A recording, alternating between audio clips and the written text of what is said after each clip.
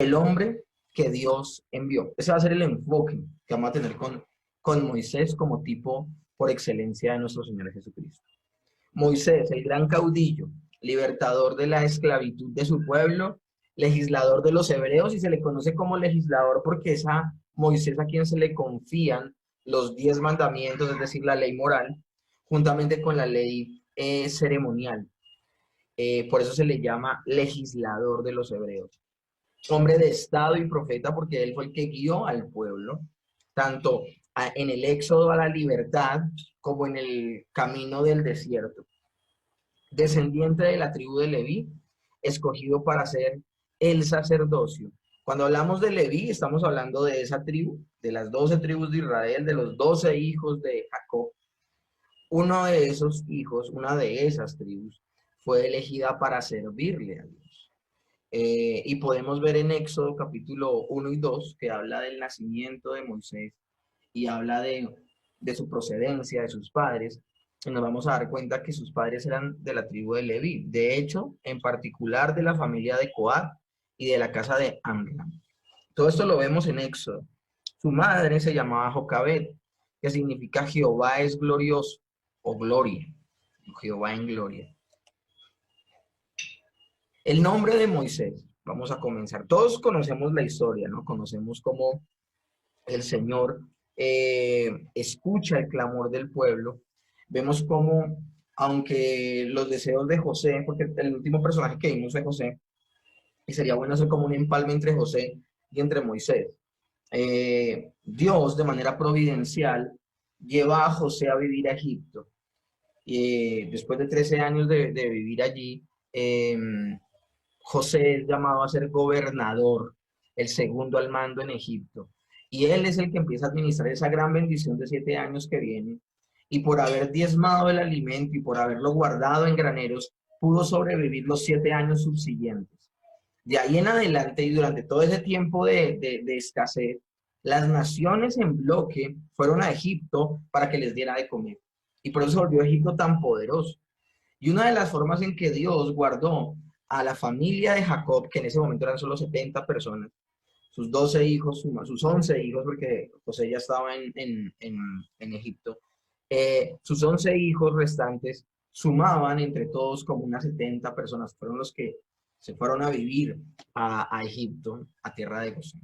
Y estando allí, ellos tenían un lugar de privilegio porque eran la familia del gobernador de Egipto. Pero comienza el libro de Éxodo diciendo que se levanta en Egipto un faraón que no conoció a José. Y esto no es inmediatamente, tal vez puede ser 1 o 2 generaciones después, donde dice que se levantó un y creo que aún más generaciones, porque la palabra habla de que ellos estuvieron en Egipto 400 a 430 años. Entonces fueron más generaciones. Y esto es interesante porque se levanta un faraón que no conoció a José y por esa razón no vio con buenos ojos a los hebreos. Y por eso, al ver que se multiplicaban en gran manera, porque es que, escúchenme bien, la casa de Jacob, esos 12 hijos y esas 70 personas, en 430 años llegaban a ser casi 1 millón de personas. Ahí es donde se denomina, la escritura lo denomina como el pueblo, la nación de Israel. Y la palabra dice que el faraón que se levantó, que no conocía a José, temió en su corazón de que los hebreos se sublevaran y se tomaran Egipto. Y lo que él determinó fue que iban a subyugarlos y volverlos sus esclavos. Pasaron de tener un lugar de privilegio, pasaron las generaciones y pasaron de ser familiares de un funcionario muy importante, pasaron a ser los esclavos de los egipcios. Y es allí donde nos encontramos. En ese contexto histórico es que nace José. Ahora, cuando hablamos de que hubo un temor profundo en el faraón, no solamente quiere decir que se levantó un faraón que los volvió esclavos, no. El faraón que vive en el tiempo de que nace Moisés es un faraón que a como de lugar quiere evitar que se sigan multiplicando los hebreos. Y la primera orden que da él es que las parteras, si ven que el niño que nace es varón, lo maten. Y las parteras, dice la palabra, que temieron más a Dios que a Faraón y no lo hicieron. Y Faraón, al ver que no podía contar con las parteras, entonces dio una orden. Y la orden fue que todo hijo de 2 años, menor de 2 años, tenía que ser botado en el río. Y una gran mortandad. En ese contexto de persecución y de evitar que se siga multiplicando el pueblo, es que nace Moisés. Y dice la palabra que sus padres, al verle niño hermoso, lo guardaron y lo preservaron hasta que tuvo 3 meses de edad. Y ya no pudiéndolo ocultar más, lo ponen en una barquilla en el río Nilo, y el mismo río Nilo, que se convirtió como el último lugar de muchos niños y de muchos bebés, porque los arrojaban allí, y los que no morían ahogados morían comidos y devorados por los animales salvajes que habían en ese río. Ese mismo río que fue el lugar de muerte para muchos niños, ese mismo río lo usa Dios para ser el que conduce a Moisés a su propósito, a su destino. Y Moisés, es interesante esto porque Moisés llega al lugar de donde emerge el juicio contra los niños hebreos. En lugar del Señor alejarlo lo más que pueda de Faraón, que lo odia, que lo aborrece, lo que hace Dios es enviarlo directamente a la casa de Faraón y se encuentra con su hija. Y la hija, al ver que el niño lloraba, se conmocionó su corazón y quiso ayudarle y lo adoptó. Ahora, esto parece un cuento de hadas, no lo es histórico, este relato es histórico, esto sucedió. Dice que en ese momento llega la hermana de Moisés, Miriam, o María, como se conoce también en algunas traducciones. Ella le dice a la hija de Faraón, le dice, yo conozco una mujer que te lo puede cuidar como una nodriza. ¿Por qué? Porque es muy pequeñito el bebé. A los hebreos les daban pecho hasta los 2, a veces hasta los 4 años de edad. Y la hija de Faraón no ha estado muy cerca en embarazo y por eso le contrata una nodriza, para que la nodriza no solamente lo cuide, sino le amamante. Y la hermana de Moisés, que la hija de Faraón no sabe que es la hermana de Moisés, le dice que conoce a una mujer, y la mujer que le presenta es la mamá de Moisés. O sea que Moisés se levanta criado por su mamá y por su hermana. Una cosa maravillosa en esta historia. Pero luego ya vemos a Moisés ya muy grande y bueno, ahorita en la medida que vaya dándoles la clase seguiré contando la historia. Como nos hemos dado cuenta, el mismo río que fue el último lugar y fue un lugar de muerte para los niños de aquella época, fue lo que usó Dios para llevar a su destino a Moisés. Y por eso en hebreo su nombre es Moshe, que significa sacado de. Pero el nombre de Moisés tiene una característica, y es que tiene como una mezcla de raíz hebrea, pero también de raíz egipcia. Porque es que él lo tenía otro nombre, como José, por ejemplo. José se llamaba José en hebreo, pero cuando llegó a Egipto le pusieron un nombre egipcio y le pusieron Sabnas Panea. Este no es el caso de Moisés. Moisés se llamaba tanto Moisés para los hebreos como Moisés, sencillamente con una pronunciación diferente, para los egipcios. De hecho, quien le pone el nombre es la hija de Faraón. Pero la raíz egipcia es MS, como Moshu o Meshu, que significa hijo o niño. La hija de Faraón dio el nombre de hijo a aquel niño que había sacado de las aguas. La ley egipcia exigía que si había un niño adoptado, fuera tenido como hijo natural de la princesa, lo cual le daba derecho a Moisés legítimo de poder ascender a la corona y algún día ser faraón. Entonces, esto es bien interesante. No importaba si lo adoptaba la hija, tenía los mismos derechos que los otros hijos naturales de la hija de Faraón. Por lo tanto, la etimología del nombre de Moisés juega con la palabra hebrea Masha, cuyo significado es extraer o rescatar, y con una supuesta etimología egipcia a la que ya aludió Flavio Josefo. Flavio Josefo fue un historiador del primer siglo, maravilloso, que nos da unos descubrimientos maravillosos acerca de la historicidad de lo que cuenta la escritura, y esto es maravilloso. Y Flavio Josefo nos dice que, según dice este mencionado historiador, los egipcios llaman al agua Mo, en copto Mo, y Isis a los salvados de las aguas. Entonces, Mo es agua y Isis es salvado. Entonces, Moisés significa salvado de las aguas en egipcio, pero significa hijo también en ese mismo lenguaje. Entonces, esto es maravilloso. En la tradición popular, el nombre era muy ajustado al personaje que nos ocupa, por cuanto Moisés, como líder, habría de sacar a su pueblo de la oscuridad y del yugo de Egipto. De la misma manera, y aquí ya comenzamos a hacer comparaciones directas con Cristo, si Moisés iba a ser ese líder precursor y que iba a guiar al pueblo de la esclavitud a la libertad, de la oscuridad a la luz. Desde la misma manera, Cristo, como nuestro gran libertador, habría de sacarnos, es decir, rescatarnos de la esclavitud del pecado, dándonos completa libertad y vida. Libertad y vida.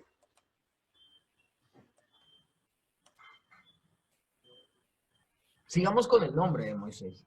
Asimismo, el hecho de que el legislador de Israel fuera llamado también con un nombre que incluía a su vez una raíz egipcia, esto era un preámbulo, era un feliz augurio para el mundo gentil que se anticipaba la llegada de aquel día en que iba a decir, bendito el pueblo mío Egipto. Eso lo vemos en Isaías 19:25.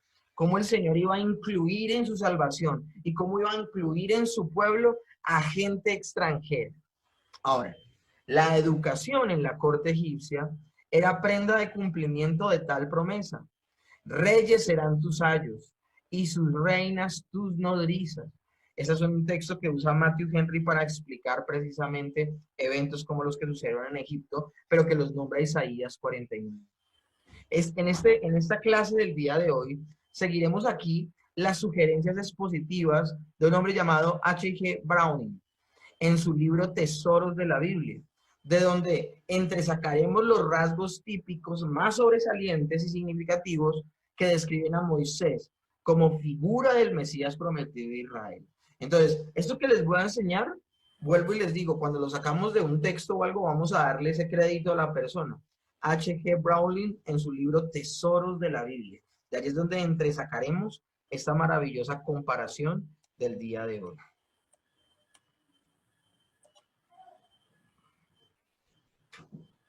Lo primero que vamos a hacer el día de hoy es que vamos a hablar de Moisés, el líder de Israel, tipo de Cristo como libertador. En Hechos 3:22 al 23 y en Hebreos 3 del 1 al 6 vemos claramente que Moisés prefiguraba a nuestro Señor Jesucristo. Y me gustaría, Sergio, que nos ayudaras a leer tanto Hechos como Hebreos. Entonces, si quieren, si tienen dos Biblias, Connie busquen una y Sergio busquen otra. Hechos capítulo 3, verso 22 al 23, y luego Hebreos 3 del 1 al 6. Mientras lo buscan, quiero hacer esta claridad. ¿Por qué? Porque quiero que nos demos cuenta que es la misma escritura la que nos menciona a Moisés como tipo del Señor Jesucristo. Porque es que a veces me doy cuenta que se puede caer en un error, y es que como estamos en la fiebre de la tipología bíblica y de cristología y de que la Biblia, el centro de la escritura es Cristo, y en todos los versos tenemos que ver de alguna manera al Señor, la gente puede caer en el error de forzar las escrituras y ver a Cristo donde no lo hay. Entonces, cuando la escritura misma es la que nos anuncia y nos dice que Moisés prefiguraba a nuestro Señor Jesucristo, pues eso nos da la completa libertad y la completa confianza de que veremos muchas apartes de la vida de Moisés que reflejaban la vida de nuestro Señor Jesucristo. Esta aclaración la hago para que no caigamos en el otro costado. Hay personas que leen la Biblia y nunca ven a Cristo por ningún lado, pero hay otras personas que en su fijación por verlo en todo lado pueden empezar a dar interpretaciones locas de la escritura y empezar a hacer tipologías donde nunca la Biblia ha hablado que hay una tipología. Entonces es muy bueno tener esa recomendación. Sergio, ¿tenemos ya el pasaje? Sí. Hechos capítulo 3, verso 22 y 23. ¿Cómo dice? Dice, porque Moisés dijo a los padres, el Señor vuestro Dios os levantará profeta de entre vuestros hermanos, como a mí. A él oiréis en todas las cosas que os hable, y toda alma que no oiga a aquel profeta será desarraigada del pueblo. Oh, maravilloso. Y tenemos también Hebreos 3, del 1 al 6.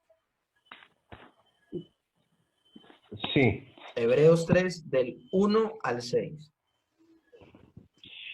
Por tanto, hermanos santos, participantes del llamamiento celestial, considerad al apóstol y sumo sacerdote de nuestra profesión, Cristo Jesús, el cual es fiel al que le constituyó, como también lo fue Moisés en toda la casa de Dios. Porque de tanto mayor gloria que Moisés es estimado digno este, cuando tiene mayor honra que la casa el que la hizo. Porque toda casa es hecha por alguno, pero el que hizo todas las cosas es Dios. Y Moisés, a la verdad, fue fiel en toda la casa de Dios, como siervo para testimonio de lo que se iba a decir. Pero Cristo como hijo sobre su casa, la cual casa somos nosotros, si retenemos firme hasta el fin la confianza y el gloriarnos en la esperanza. Maravilloso. O sea, la misma escritura hace un paralelo entre Moisés y nuestro Señor Jesucristo. Entonces eso nos da a nosotros la plena confianza de poder estudiar esta tipología. Amén. Miren cómo comienza esto de maravilloso. Moisés, esto lo vemos en Éxodo 1, del 8 al 11, y en el verso 13 al 14, donde se habla y se describe la gran persecución que hubo, que les acabo de mencionar y relatar, la gran persecución que hubo de Faraón sobre los niños o los bebés varones de los hebreos. Moisés nació cuando Israel estaba gobernado por un rey opresor. Y vemos lo mismo, vemos la misma situación con Cristo. Cristo vino al mundo cuando Israel se hallaba bajo el yugo de un rey opresor, que lo vemos en Mateo 2, del 1 al 3. Mientras que se levanta un faraón que no conocía a José. Y esto hizo también que no solamente, porque es que quiero que entendamos algo, no solamente fue el faraón que vivió en la época de Moisés, sino tal vez uno anterior. O sea, llegar a ese punto de esclavitud tan terrible que hubo, ellos estuvieron en esclavitud mucho tiempo, mucho tiempo. Entonces, vemos también cómo esto es familiar también con la vida del Señor Jesús. Cuando el Señor Jesús nace, Herodes el Grande, hijo de un idumeo llamado Antípater, fue declarado por el Senado de Roma rey de los judíos y ayudado por las armas romanas, estableció su autoridad en Jerusalén. Herodes el Grande. Herodes el Grande. Luego, Herodes Antipas fue el que vivió en la época en que Jesús ya era un hombre de 30 años. Y luego vemos a un Herodes Agripa, que es el que más adelante se menciona en el libro de Hechos. Hubo varios Herodes. Herodes el Grande persiguió también a los niños. ¿Por qué en esa época? Tal vez por las mismas razones que Faraón lo hizo. A Faraón se le mete un miedo de que ese pueblo va a gobernar. Entonces quiere eliminarlo, quiere borrarlo de la faz de la tierra, impidiéndole que se siga multiplicando. Pero la Biblia dice que entre más los oprimían, más crecían. Pues hubo un temor muy similar en Herodes el Grande. A Herodes el Grande lo visitan los reyes, los reyes magos, los magos de Oriente, y le dicen que el Mesías ha nacido, el rey prometido. Y él dice, ¿dónde? Y ellos le dicen en Belén. Y él, por miedo a que este rey que nació en Belén lo quite del trono, porque es que Herodes es un rey de Israel no puesto por Dios, sino puesto por los romanos. Políticamente era mejor que estuviera este hombre. Ahora, Herodes no era de la tribu de David, no era de Judá. Y ustedes saben que el último rey que hubo en Judá era descendiente del rey David. Entonces, quien pueda tomar el trono de Judá, que en este momento ya son los judíos, yo les he hablado ya en varias oportunidades de la división del pueblo y cómo 10 tribus se van con Jeroboam y 2 tribus quedan solo con Roboam, y las tribus que quedan con Roboam se llama el reino de Judá, mientras que las otras 10 se llama el reino de Israel. Y cuando Asiria se lleva cautivo al reino de Israel, todas esas 10 tribus desaparecen. Mientras que cuando se lleva cautivo a Babilonia, al reino de Judá, estos 70 años después vuelven. Por eso es que los judíos ya no se llaman hebreos, sino se denominan judíos, porque solamente fueron preservados la tribu de Judá y la pequeña facción de Benjamín que se unió a ellos. Entonces, esta pequeña explicación es por qué. Porque si había un rey que debía ser heredero del trono, debía ser un rey de la tribu de Judá. Pues les tengo noticias, Herodes el Grande y toda esta gente no son de ninguna de las 12 tribus de Israel. De hecho, es de uno de los hijos de Abraham, sí, perdón, de uno de los hijos de Jacob, sí, pero no perdón, uno de los hijos de Isaac, más no de Jacob, porque Herodes el Grande y toda esta gente, Herodes Antipas y todos estos, ellos son de Esaú, de la tribu de Edom. Ellos eran edomitas. Una cosa impresionante. O sea, por todo lado donde ustedes quieran ver, él era un rey ilegítimo. Por eso Herodes entra en un temor terrible y quiere matar a los niños porque no quiere que nadie le quite el trono. Y de hecho nadie se lo quitó, el trono humano, porque no solamente él, sino su hijo y luego el hijo después de él.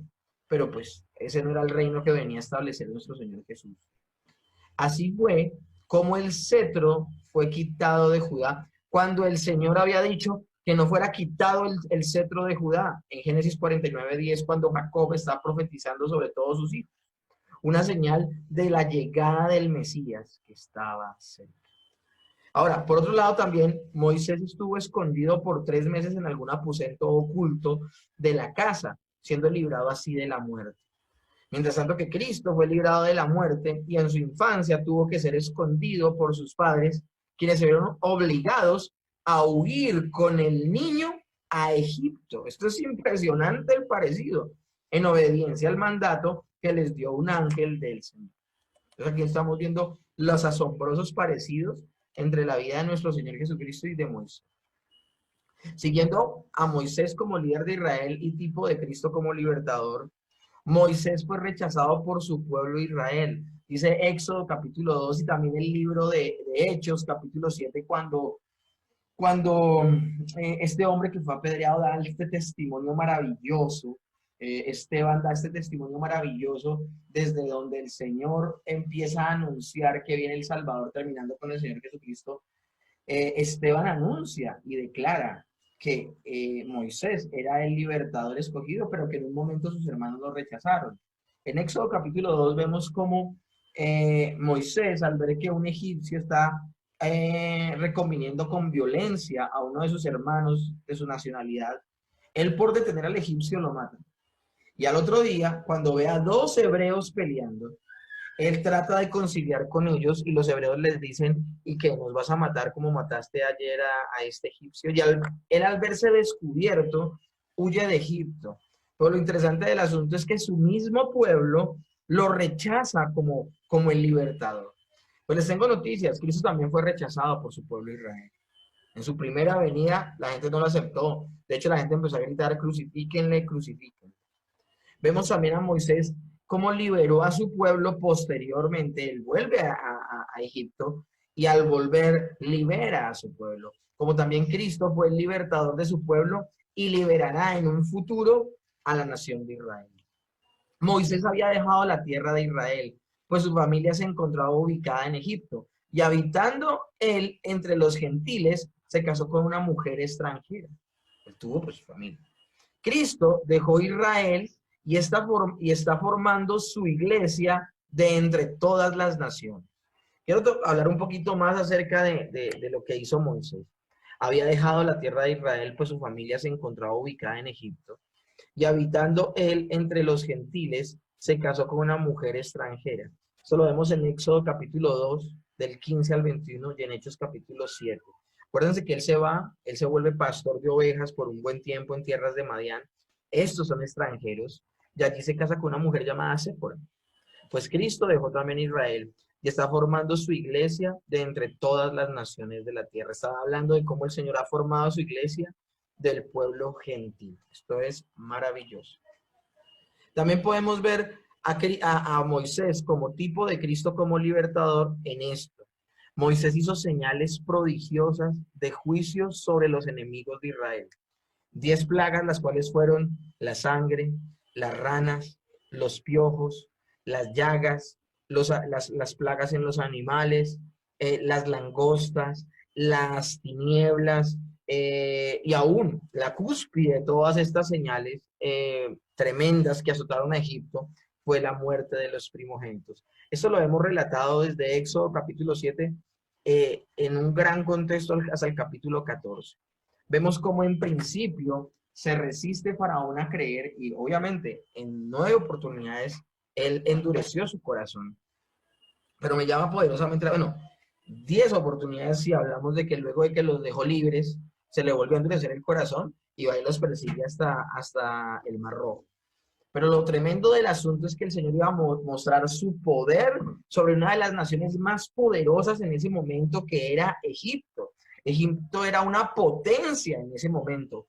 Egipto quedó tan bien posicionada después de la maravillosa administración de José, que todas las naciones iban a Egipto a comerciar y tenían influencia poderosa. Ese Egipto poderoso, ese Egipto próspero, ese Egipto que se volvió un lugar de comercio y al cual las naciones se le sujetaban, fue completamente humillado por Dios. Cristo también hará grandes señales de juicio sobre los enemigos de Israel y de Dios. Moisés volvió por segunda vez a Egipto, como Cristo también vendrá por segunda vez al mundo. Y esta comparación es maravillosa, porque fíjense que Moisés, la primera vez que estuvo en Egipto, era un egipcio como los demás, habitó entre su pueblo como una persona más de entre su pueblo, pero también habitó en medio de los hebreos. Y al él evidenciar su tradición hebrea, los hebreos no se le quisieron sujetar. Y él tiene que irse, huir. Y luego de 40 años él vuelve a Egipto. Ahora, cuando él quiso de alguna manera reconciliar a los hebreos no lo aceptaron. Luego él vuelve por segunda vez y en esa segunda venida ya él viene con poder y con juicio sobre Egipto. Esto es un parecido maravilloso a la persona de nuestro Señor Jesucristo, quien vino la primera vez a reconciliar y la segunda vendrá en juicio. Una cosa impresionante. De solo contárselo se me pone la piel de gallina. También vemos al Señor y en esta segunda parte vamos a ver a nuestro Señor como profeta, pero también vamos a ver a Moisés cómo representó de manera maravillosa esa voz, el portavoz de Dios. El Señor le dice a Moisés cuando se le aparece en la zarza, Moisés muy miedoso, él en varias oportunidades quiso quitarse de encima ese trabajo de ir y liberar a Israel. Él dijo, yo no soy la persona adecuada, no soy de fácil hablar, no me creerán, ¿qué señales haré? Y en un momento dado el Señor le dice a él que él será, cuando vaya y hablará en lugar de él, como él era tartamudo, en lugar de él hablará su hermano Aarón. Y dice la palabra que Moisés será para Aarón Dios y Aarón será para él su profeta. Una cosa impresionante, impresionante. Cabe resaltar algo y me gustaría aquí hacer un paréntesis. Moisés en Egipto se cree que él no era tartamudo. Se cree que en Moisés él era un hombre completamente seguro, un hombre completamente con rasgos de liderazgo, un hombre de armas que tal vez hizo incursiones con el ejército de egipcio. Se cree que fue un hombre educado en las normas, en las leyes y aún en todo esto egipcio. Y se cree que este hombre era de fácil hablar y era una persona estadista y todo eso. Pero también se cree que con el paso del tiempo, algunos teólogos han dicho que como pasó 40 años cuidando ovejas, el balido de las ovejas y lo solitario de su labor fue lo que lo hizo tartamudo y un poco temeroso. Por eso el Señor tiene que arreglar eso en el carácter de Moisés en su mismo llamado, porque la labor que él va a realizar es una labor mucho más importante que la que pudo él haber realizado en Egipto en algún momento. Por eso podemos ver que Moisés es enviado por Dios como profeta. En Deuteronomio 18 y en Hechos 3 se declara que Moisés no solo tipificaba al Señor Jesucristo como libertador de su pueblo, sino también como profeta de Dios, una persona que hablaba en nombre de Dios. Así como Moisés fue enviado por Dios como profeta, Cristo como profeta fue enviado por Dios. Moisés habló la palabra de Dios como profeta y Cristo como profeta habló la palabra de Dios también a todos. Hablaba con alguien hoy y me preguntaba sobre la ley moral y la ley ceremonial, y yo hablaba con esa persona y le decía que Dios le confió ambas a Moisés, que Moisés, y esta persona me preguntaba, bueno, ¿y qué parte se inventó Moisés y qué parte es de Dios? Y yo le decía a él, no. Si algo está en la escritura, quiere decir que todo lo que está en la escritura lo habló Dios. Ahora, por boca de Moisés, y lo escribió. Pero lo interesante del asunto es que toda la ley que Dios le confió a Moisés viene de Dios. Y fue Moisés quien se la verbalizó y se la enseñó al pueblo. Entonces, Moisés se convirtió en la voz de Dios. Cuando se habla de la ley mosaica, no significa que Moisés se la inventó. Se llama la ley mosaica porque le fue confiada a Moisés, pero es la ley finalmente de Dios. Es finalmente la ley de Dios. Y así como cada uno, y esto me llama la atención nombrarlo, todos los hombres de Dios del Antiguo Testamento dijeron así, y que fueron profetas, dijeron, así dice el Señor, y empezaban a hablar en nombre del Señor. En el Nuevo Testamento fueron los apóstoles los que hablaron en nombre de Dios, y ellos siempre decían en el nombre de Jesús. Pero cuando vemos al Señor Jesús hablando ya en el Nuevo Testamento, cuando Él caminó por esa tierra y estuvo viviendo en carne, el Señor Jesús ya no decía, así dice el Señor, ni tampoco decía en el nombre de Jesús. Él lo que decía era, de cierto te digo. Como diciendo, es una palabra que sale de mí, yo que soy el verbo hecho carne. Listo, Moisés habló la palabra de Dios como profeta, pero Cristo es la palabra, el verbo de Dios hecho carne, el profeta excelente. Todos los profetas del Antiguo Testamento sencillamente eran una sombra y una imagen del perfecto profeta que es Jesús.